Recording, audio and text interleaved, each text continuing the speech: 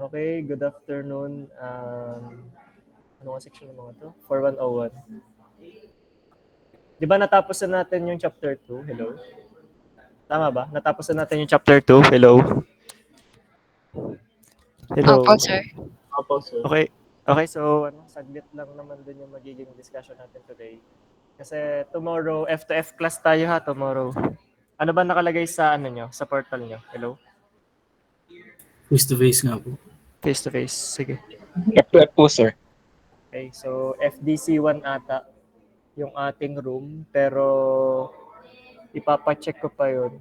Kasi lagi may naka ano nga sa FDC1. Probably yung ibang rooms doon sa gym ang magagamit natin. Okay, so chapter 3, forecasting. So ano ba yung purpose ni forecasting? Ito is yung ma-predict natin yung demand sa ating product. Okay? Para meron tayong sapat na supply, okay, in order to sustain the demand. Okay, learning objectives, define forecasting and its role in business planning and decision making, and identify the different forecasting method used in oil and gas industry. Okay, so forecasting simply is casting data forward. Okay, it is a projection based upon past data, or it is an estimate of an event which will happen in the future. Okay, so need of forecasting when there is a time lag between awareness of an impending event or need and occurrence of that event. This lead time is the main reason of planning and forecasting. Kasi pwedeng maging advantage sa atin class yung lead time na to para makapag-store tayo ng supply if ever biglang tumaas yung demand, masosustain natin yung demand ng ating consumers. Okay? Planning is the fundamental activity of management. Forecasting forms the basis of planning. So mapaplano na natin kung ilang raw material yung kailangan natin gamitin, ilan yung manpower na required para ma-produce natin yung specific amount na sa tingin natin is magiging demand sa mga future days or future weeks. So yun yung importance ng forecasting. Okay? Para meron tayong prediction, intelligent prediction ng magiging demand sa ating product. It is essential for the organization to know for what level of activities one is planning before investment in input. So we have types of forecasting, short-term forecasting and long-term forecasting. So short-term forecasting, this is the forecasting that is made for short-term objectives covering less than 1 year.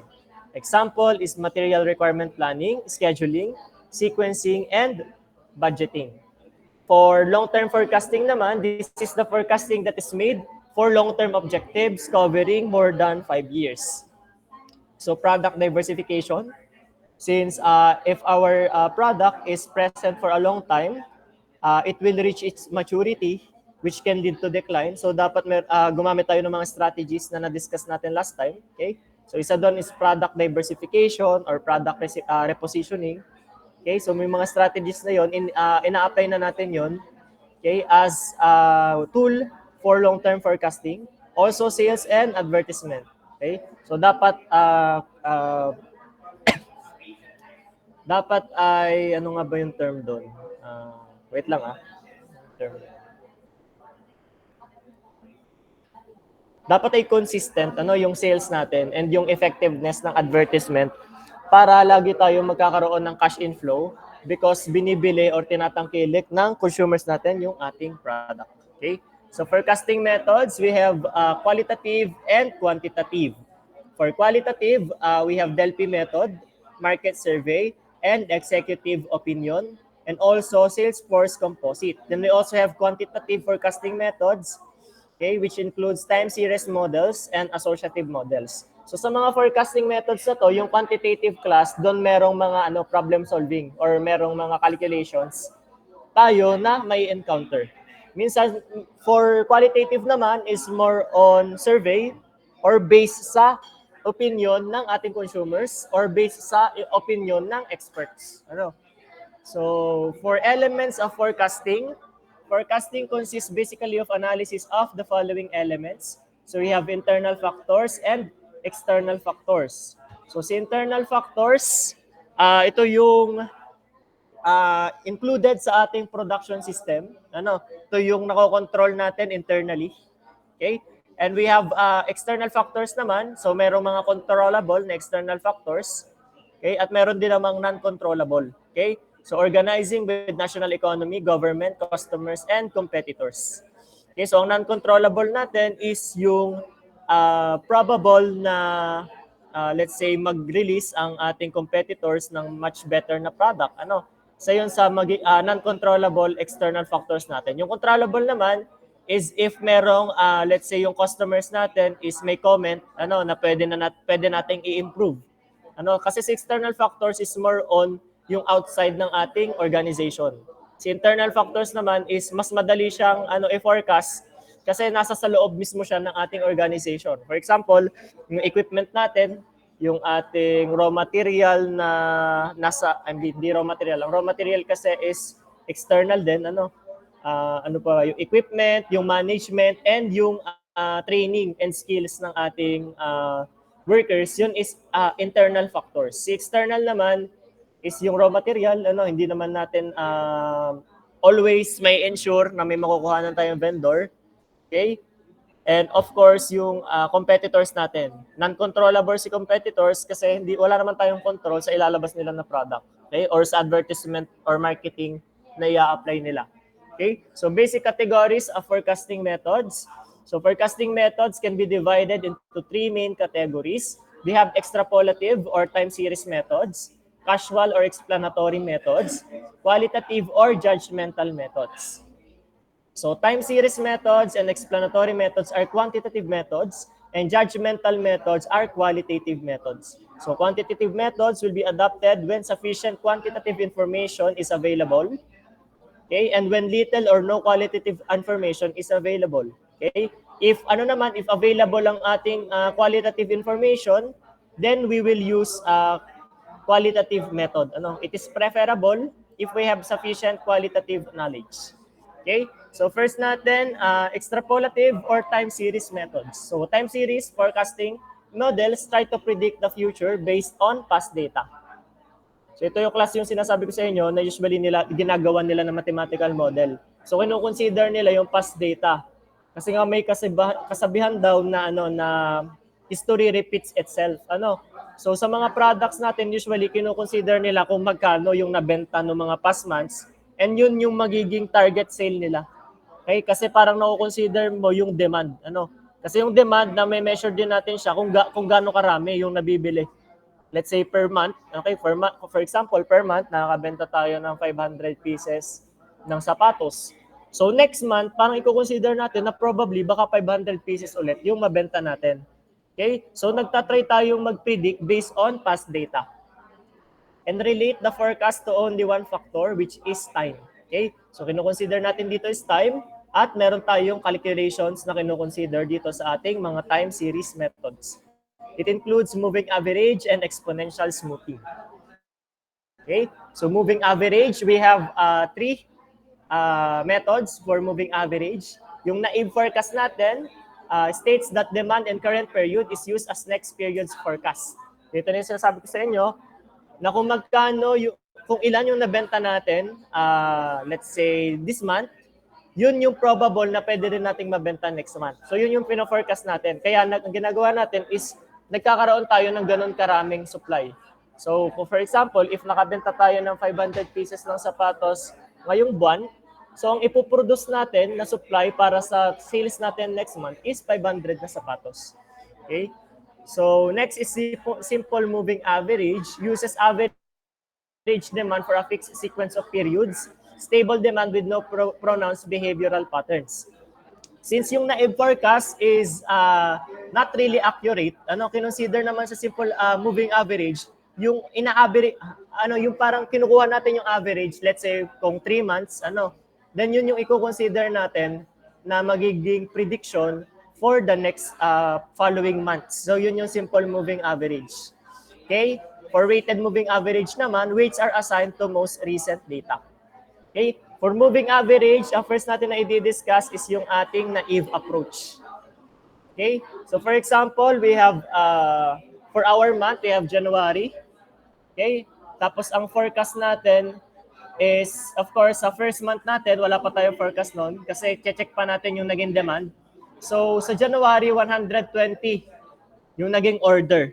So 120 na items ang naging order. So yun class yung i-forecast natin na probable na maging order sa February. Ngayon, class, sa February, ang naging order is 90 lang. So next month, 90 lang yung ating i-forecast na probable na maging benta natin sa sunod na buwan. So sa March, 100. Okay? So magiging forecast natin, since nakabenta tayo sa March ng 100, so probably baka 100 yung ipipredict natin na maibenta natin sa April. So sa April, ang nabenta lang natin is 75. So ang i-forecast natin na baka mabenta natin sa May ay 75. Okay? So sa May, ang nabenta natin is 110. So i-forecast din natin na siguro sa June, ang may bebenta natin is 110. Although sa June, ang nabenta lang natin ay 50. So ang forecast natin for August, isang mabebenta natin ay for July, isang mabebenta natin ay 50. Okay? For July, ang nabenta natin is 75. So ang i-forecast natin sa September ay 75 ang pwede nating maibenta. For August, ang naibenta natin, let's say, or yung naging order sa atin is 130. So ang forecast natin for September is 130. Okay? And for September, ang naging benta natin, let's say, is 110. So magiging forecast natin sa October is 110, yung probable na maibenta natin. And for October, since 90 ang naging order sa kanya, for November, ang probable na maging prediction natin is baka 90 yung ating may bebenta. So ang forecast order natin for the month of November is 90 units. Okay? So, understood ba? So, parang kinukonsider mo lang yung naging orders sa previous month, tas yun yung magiging prediction mo na probable na maging order sa'yo sa sunod na buwan. Madali lang naman siya maintindihan. Okay? So, next is simple moving average. Okay? For simple moving average naman, so N natin is number of periods taken to evaluate the moving average. Then D natin, DT or DI is actual demand in that period. Then yung SMA natin is the simple moving average at the end of the period T or estimated demand at the end of that period. So ang main formula natin dito is yung mga demand natin na nakuha sa mga periods na may available quantities is i-add lang natin, then i-divide natin sa number of periods. So meron tayong first is yung 3-month simple moving average. Okay? So ang orders per month natin for January, February, and March is 120, 90, and 100. So ang gagawin nyo lang class is, okay, para makuha natin yung for April, wait lang for April. So for April, ang para makuha natin, okay, yung ating simple moving average, kay April, okay, simply, i-add lang natin yung ating 120 plus 100 plus, 100 muna. 100 plus 100 plus 90 plus 120. Tapos, i-divide natin yung quantity niya sa 3 since 3 months tayo or number of periods. So pag kinalculate nyo siya, ang makukuha nyong sagot ay yung ating 103.3. Okay? So dito nakuha natin class yung 100.3 natin na forecast for April.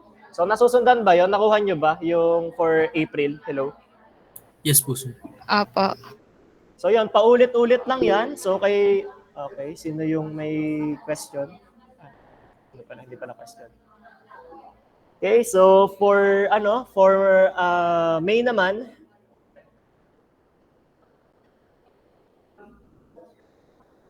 simply yung ating 75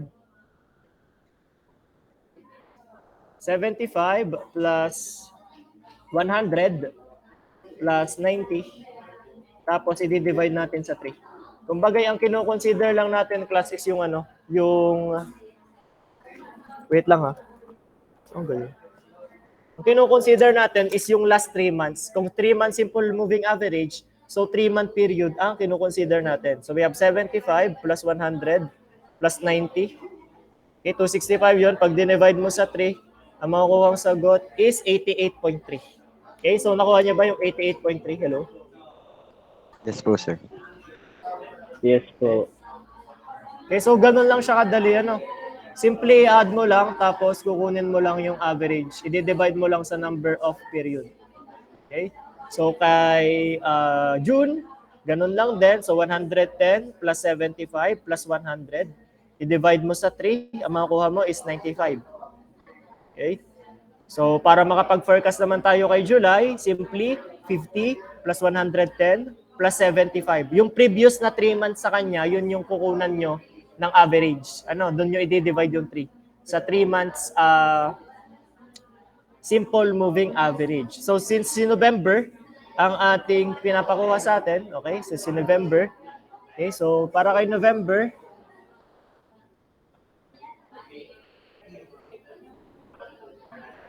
okay, para kay November, simply we have 90 plus 110 plus 130, tapos divide natin sa 3. So ano yung magiging sagot doon? Tama ba yung nakuha na 110? Tama po.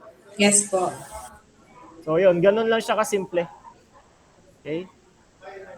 So 110. Okay, so ganun lang kasimple class yung 3-month simple moving average.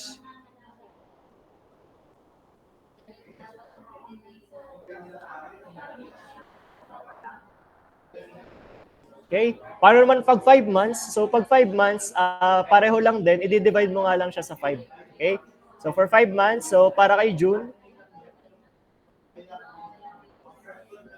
si SMA ng June, let's say June na lang mismo. Okay? Simply, yung ating 110 plus 75 plus 100 plus 90 plus 120. Okay, i-divide lang natin siya sa 5. Okay? Kaya ang forecast natin for June is 99. Okay? So pag sinolve nyo ba yan, is 99 yung lalabas. Hello? Tama ba? 99? Yes po, sir. Okay, so divided by 5 is 99. So same lang din kay July. So 75, hindi pala 50, hindi yung 75, yung previous months ang i-consider natin. So 50 plus 110 plus 75 plus 100 plus 90 divided by 5. No, which ang makukuha natin is 85. Ano yun, Mr. Nier? Sir, halimbawa po, dun po sa 5-month rule, halimbawa po ang orders per month po ng March ay wala pong included na number. Hindi magiging 4-month lang po yun. Tapos hanapin po namin yung sa, kunwari, sa June. I-divide pa rin po namin yung sa 5 or ano po. Kasi po magkukulang ng month yung March. Lagi naman dapat included yon yung numbers. Ano? Kasi kung walang benta ng March, ay di zero ang orders natin sa March. Yun ba yung sinasabi mo? Hello? Apo, parang ganun po. Sa 5 mo pa din siya i-divide. Kasi ibig sabihin nun, zero ang naging order sa March.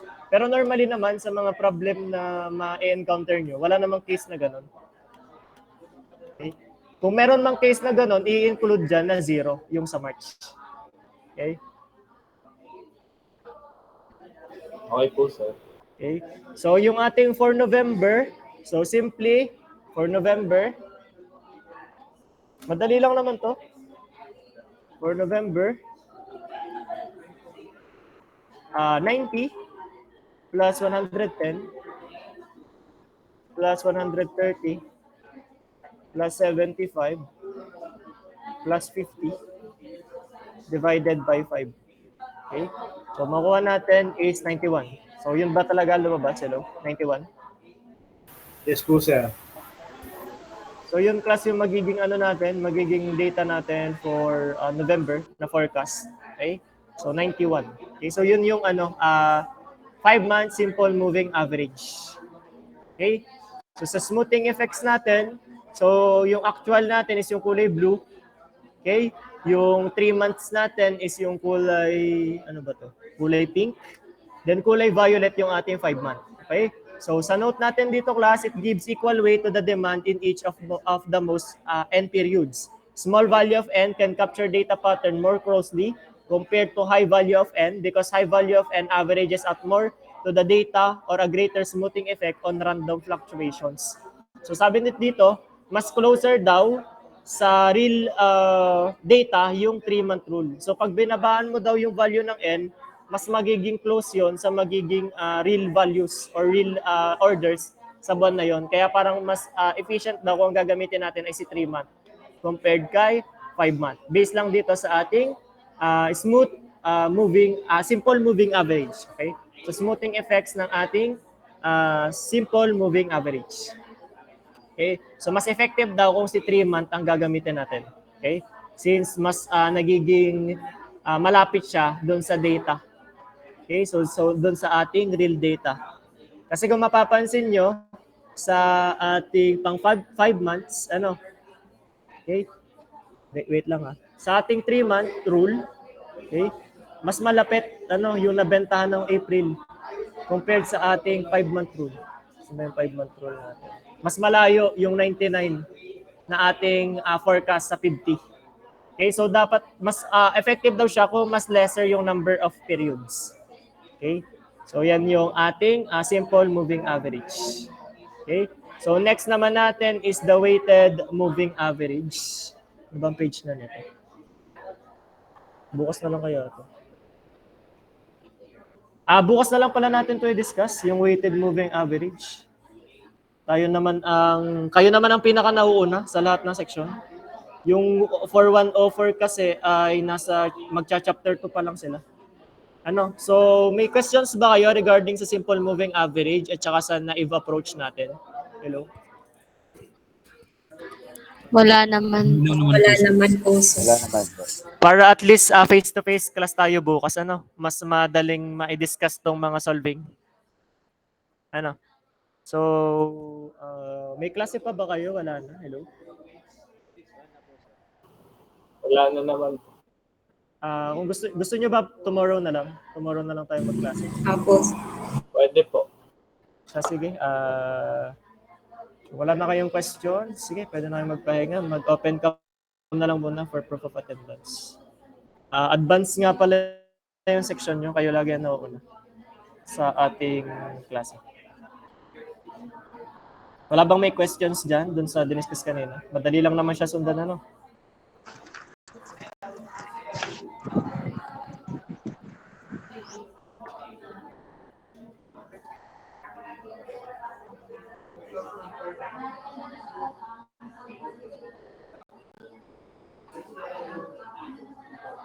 Sige, okay na.